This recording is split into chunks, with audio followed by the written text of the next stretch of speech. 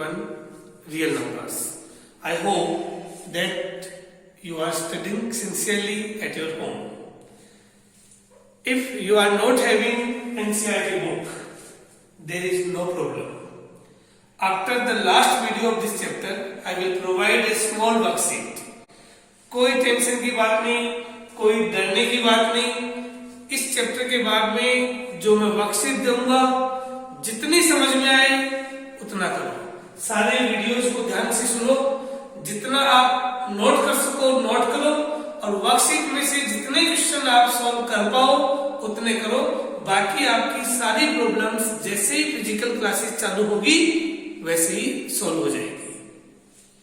Now आज हम 1.2 question number 5 start करेंगे।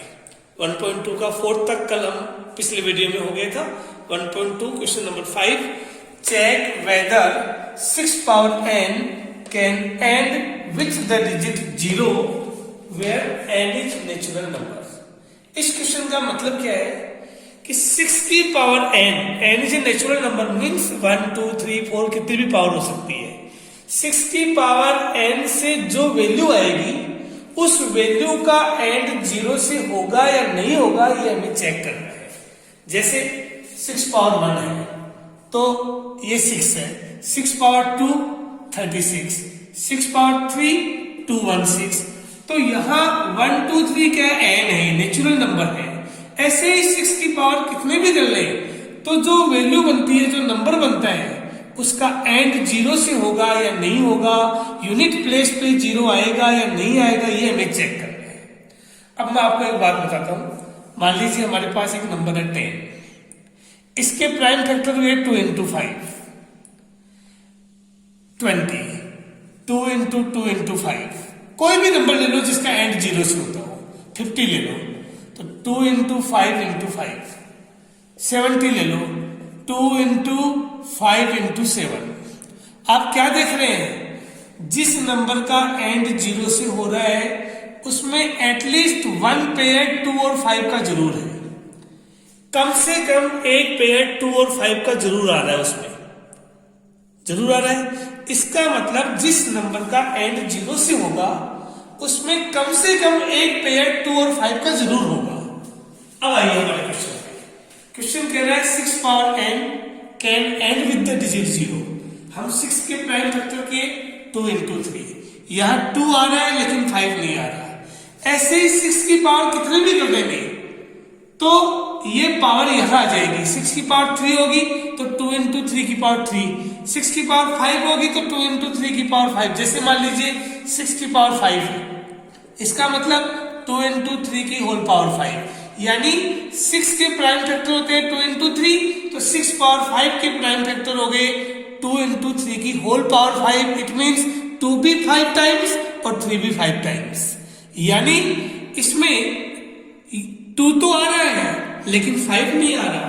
यहाँ 2 आ रहा है 5 नहीं आ रहा है, 2 और 5 का पेयर कंप्लीट नहीं हो रहा। और फंडामेंटल थ्योरम ऑफ अरिथमेटिक क्या कहती है कि जो इसके प्राइम फैक्टर है, ये कंपोजिट नंबर है, तो जो इसके प्राइम फैक्टर है वो यूनिक है, इसके अलावा और हो नहीं सकते। तो the prime factorization of 6 power n does not contain 5, यानी 6 पावर n के प्राइम फैक्टर में 5 नहीं आया है। 2 आया है लेकिन 5 नहीं आया है, और 5 नहीं आया है इसका मतलब 6 पावर n से जो वैल्यू बनती है, जो नंबर बनता है, उसका एंड 0 से नहीं हो सकता। तो we can write by the fundamental theorem of arithmetic, this factorization is unique and therefore 6 power n cannot end with the digit 0 for any natural number n। यानी 6 की पावर हम कितने भी कर देंगे तो जो वैल्यू बनेगी, जो नंबर बनेगा, वो किसी भी कंडीशन में 0 से n उसका नहीं होगा। Now question number 6. Explain why 7 into 11 into 13 plus 13 and 7 into 6 into 5 into 4 into 3 into 2 into 1 plus 5 are composite numbers। देखिए, सबसे पहली बात, कंपोजिट नंबर क्या होते हैं?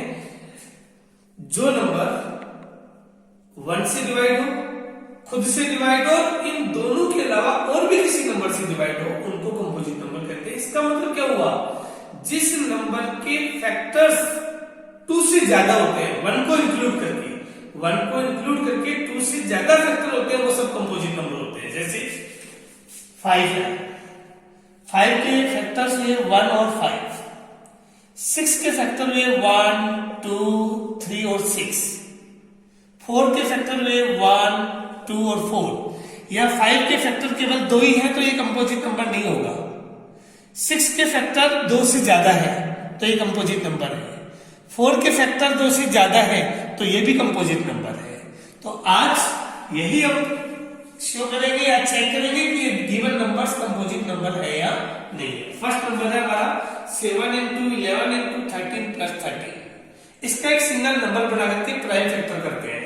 दोनों यहाँ पर एक टर्म ये है, एक टर्म ये है, 2 टर्म्स है। 2 टर्म्स है तो कॉमन क्या हुआ, 13 इस टर्म में भी है, 13 इस टर्म में भी है। 13 कॉमन लिया, बचा 7 into 11 into 13 को 13 से डिवाइड किया 1, प्लस फिर 13 को 13 से डिवाइड किया 1, देन 13 into 11 7 जा 71, 71 को 1 से इंटू किया 71, उस 77 11 7 जा 77, 77 को 1 से इंटू किया 77, और 77 में 1 ऐड किया 78। अब 13 इंटू 78 के फिर से टुकड़े कर दो, 13 इंटू 6 के फिर से स्प्लिटिंग कर दो, 2 इंटू 3, ये सब प्राइम फैक्टर्स आ गए। यहां प्राइम फैक्टर्स में क्या देख रहे हैं कि 1 की जरूरत ही नहीं, 1 के बिना ही 2, 3, 13 मोर देन 2 फैक्टर्स है, 3 फैक्टर हो गए, 2 हो गया, 3 हो गया, 13 हो गया। तो the factors of given numbers are more than 2, therefore given number is a composite number. Similarly हमारा इसी का दूसरा पार्ट है कि ये जो नंबर है वो भी एक कंपोजिट नंबर है, इसे भी हमें प्रूव करना है, शो करना है। तो ये भी एक 2 टर्म्स है, देखिए यहाँ पर ये 2 टर्म्स है, 2 टर्म्स है तो दोनों टर्म में 5 है, 5 इसमें भी है, 5 इसमें भी है, 5 कॉमन ले लीजिए, बचा क्या 7 into 6 into 5 को 5 से डिवाइड किया तो 1 आ गया, फिर 4 into 3 into 2 into 1, प्लस फिर 5 को 5 से डिवाइड किया, यहाँ पर 1 बच गया, देन 5 into, अब इन सबको मल्टीप्लाई करके 1 प्लस करेंगे तो आया 1009, देन 1 into, अब इससे ये तो 2 फैक्टर्स हुए और इन्हीं को अपन लिख सकते हैं 1 into 5 into 1009, और 1 को इंक्लूड करते ही ये मोर देन 2 फैक्टर्स हो गए, मोर देन 2 फैक्टर्स हो गए। इसका मतलब जो ये नंबर है ये कंपोजिट नंबर है, क्योंकि कंसेप्ट क्या है हमारी, जिस नंबर के मोर देन 2 फैक्टर्स होंगे वो हमेशा कंपोजिट नंबर होता है।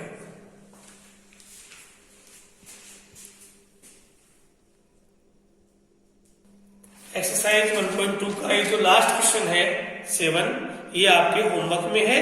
वही सेम चीज, एक वर्ड प्रॉब्लम है, उसमें आपको ये आइडेंटिफाई करना है, एलसीएम निकालना है या एचसीएफ निकालना है, और कैसे आइडेंटिफाई करते हैं अपने लास्ट पिछले वीडियो में अपन ने देख लिया था। तो आप ये सेल्फ करें, नहीं आए तो फिर जब क्लासें लगेगी तो मैं आपकी प्रॉब्लम को सॉल्व कर दूंगा। Now we will discuss topic 5, revisiting irrational numbers. यानी इरेशनल नंबर को आपने 9th क्लास में स्टडी की थी, उसी को दोबारा विजिट करेंगे, यानी उसी को थोड़ा सा लेवल बढ़ा करके हम स्टडी करेंगे।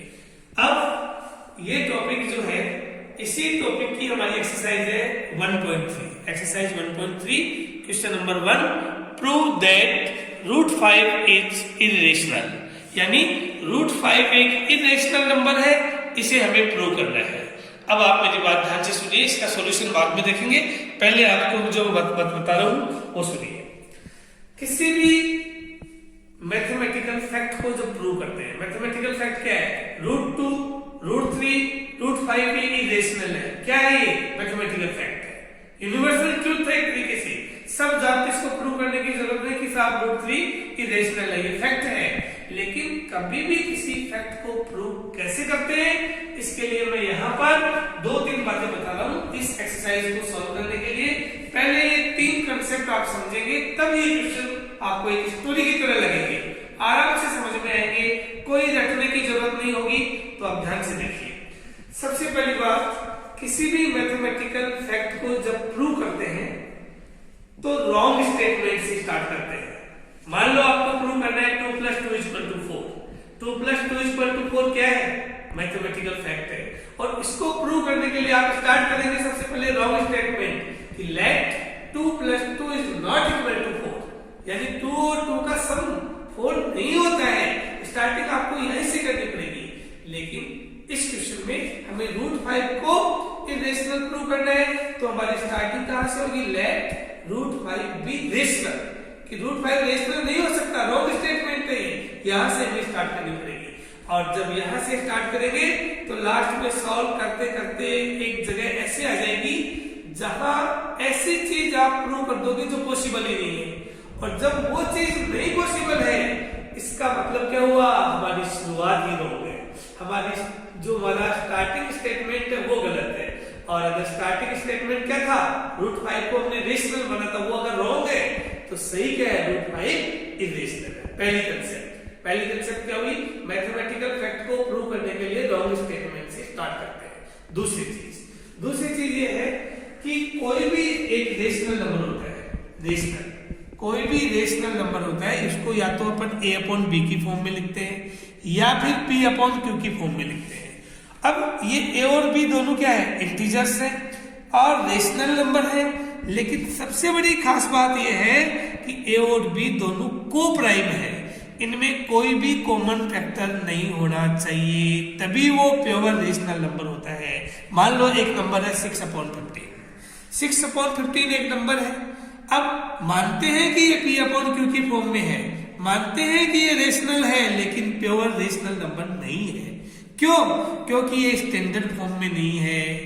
3 और 6 से 3 जो है वो 6 को भी डिवाइड करता है और 3 15 को भी डिवाइड करता है। 3 2 जा 6 और 3 5 जा 15। इसका मतलब 2/5, ये 2/5 एक प्योर रेशनल नंबर है। ये स्टैंडर्ड फॉर्म में है।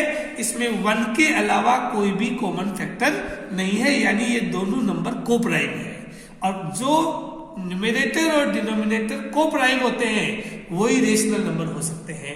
तो सबसे पहली बात क्या है कि रेशनल नंबर जो a/b की फॉर्म में अगर होते हैं तो a और b में कोई भी कॉमन फैक्टर नहीं होना चाहिए। ये दूसरी कंसेप्ट है। तीसरी कंसेप्ट है, मान लीजिए एक नंबर है हमारे पास 4 और ये 4 सपोज करो 8 के स्क्वायर को डिवाइड करता है। 8 के स्क्वायर को मान लीजिए पूरा डिवाइड करता है, तो 4 8 को भी डिवाइड करेगा। यानी if 4 divides 8 square, therefore 4 divides 8 also. ये मैथमेटिकल फैक्ट है, रूल है कि अगर कोई नंबर किसी नंबर के स्क्वायर को पूरा डिवाइड करता है तो विदाउट स्क्वायर वाले नंबर को भी वो डिवाइड करेगा। जैसे मान लीजिए मैं लिखूं यहां पर 5 = 10 स्क्वायर अपॉन 20, 10 स्क्वायर अपॉन 20। या अपन मान लीजिए इसका दूसरा अपन ले सकते हैं कि 5 10 स्क्वायर को डिवाइड करता है।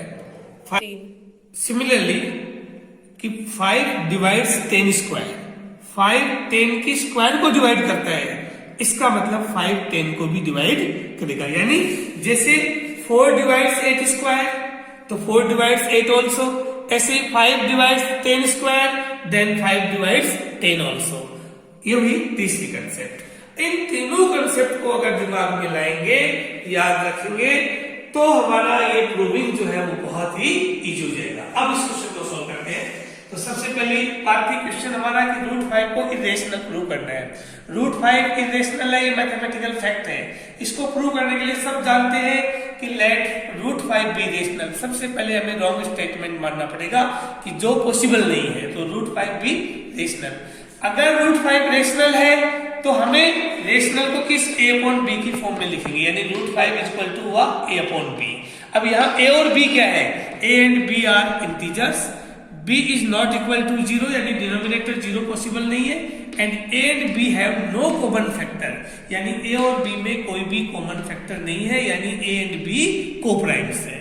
अब इसका मतलब यहाँ पर अपॉन 1 किया, क्रॉस मल्टीप्लाई किया, तो a = आ गया √5b। ये हमारा इक्वेशन आ गया फर्स्ट। अब इस रूट को हटाने के लिए squaring both sides, squaring both sides करेंगे तो a का स्क्वायर इक्वल टू, इसका जब स्क्वायरिंग करेंगे तो रूट 5 का स्क्वायर 5 और b का स्क्वायर b स्क्वायर। अब इस a स्क्वायर के साथ कोई भी नंबर नहीं है 1 के अलावा, केवल 1 है, लेकिन b स्क्वायर के साथ 5 है। आप याद रखो जिसके साथ नंबर हो उसकी वैल्यू फाइंड करनी है, तो हमें b स्क्वायर की वैल्यू निकालनी है। तो b स्क्वायर इक्वल टू हो गया a स्क्वायर अपॉन 5, जिसकी वैल्यू फाइंड करनी है उसके पास वाला नंबर मल्टीप्लाई में है तो डिवाइड में आ जाएगा। तो b square equal to a square upon 5। इसका मतलब ये हुआ कि ये 5 a स्क्वायर को पूरा पूरा डिवाइड करता है। अभी हमारी कंसेप्ट क्या थी, अगर कोई नंबर किसी के स्क्वायर को डिवाइड करता है तो विदाउट स्क्वायर को भी डिवाइड करेगा। It means 5 divides a। It is equation number 2।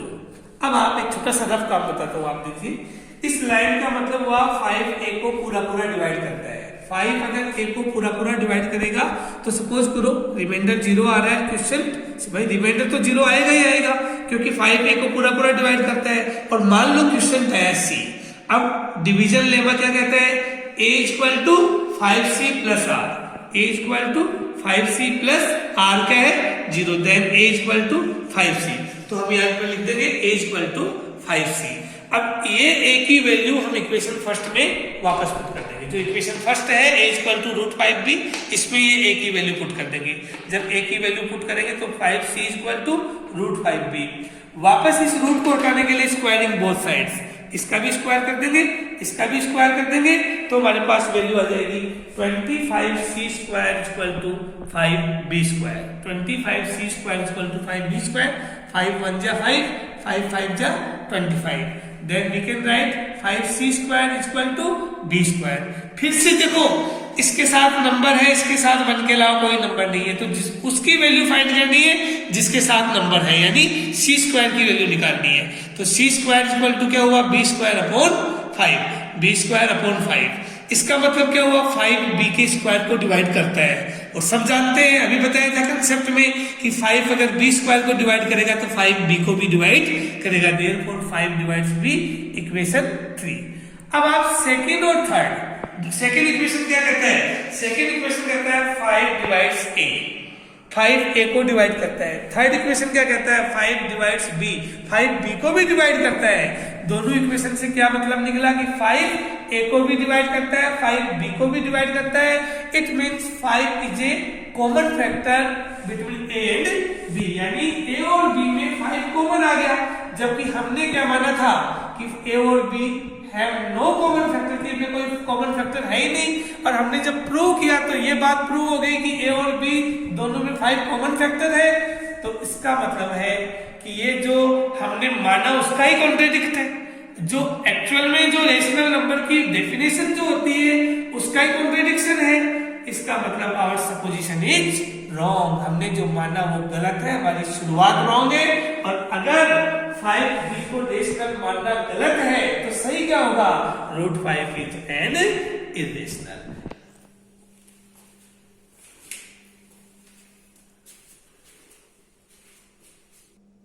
जैसे रूट 5 को हमने इरेशनल प्रूव किया, सेम उसी मेथड को फॉलो करते हुए आपको रूट 2, रूट 3 और रूट 7 को भी इरेशनल प्रूव करना है। कारण क्या, मतलब चेंजेस क्या करोगे, जहां अगर रूट 2 को प्रूव करना है जहां 5 लिखा हुआ 2 लिख दो, रूट 3 को प्रूव करना है जहां 5 लिखा हुआ 3 लिख दो, रूट 7 को प्रूव करना है जहां 5 लिखा हुआ 7 कर दो। बाकी सारी मेथड सेम होगी, पूरी कंसेप्ट सेम होगी। आपने पहली कंसेप्ट ये देख ली, दूसरी ये देख ली कि b square equal to a square upon 5, तो 5 डिवाइड्स a स्क्वायर। ये भी चीज आपकी समझ में आ गई होगी कि 5 a स्क्वायर को पूरा पूरा डिवाइड क्यों करता है, क्योंकि इसकी वैल्यू क्या है, b स्क्वायर। b क्या चीज है, हमने इंटीजर माना है। इंटीजर पॉइंट्स में नहीं हो सकता, इंटीजर राउंड ऑफ होगा, पॉइंट्स में नहीं हो सकता। जब ये वैल्यू पॉइंट्स में नहीं है, इसका मतलब क्या है कि 5 इसको पूरा पूरा डिवाइड करता है। और 5 इसको जब a स्क्वायर को करता है तो सेम a को भी डिवाइड करेगा। यही कंसेप्ट पूरा तीनों कंसेप्ट यूज में लेकर के इसी मेथड से ये आपका इस एक्सरसाइज का क्वेश्चन फर्स्ट का होमवर्क है।